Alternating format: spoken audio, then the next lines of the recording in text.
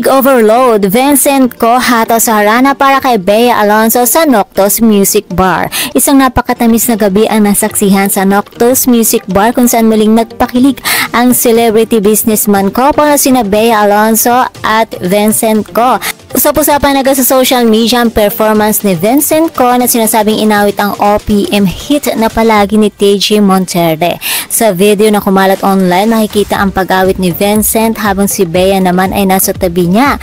Nag-e-enjoy at napapangiti dahilan para umapaw ang kilig ng kanilang mga taga-suporta.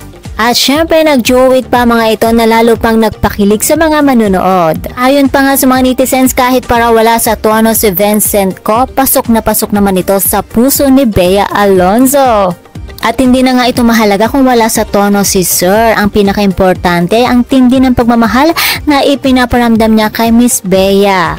Ang tila simpleng harana ay naging isang pampublikong deklarasyon ng kanyang pagmamahal. Pasok na pasok talaga sa puso ni Bea ang bawat nota, di ba mga chikadoras? Ang ganito mga matatamis na sandali ni Bea at Vincent ay lalo nagpapatunay na tuluyan na nga namukadkad ang kanilang relasyon na ikinatutuwa at sinusuportahan ng marami.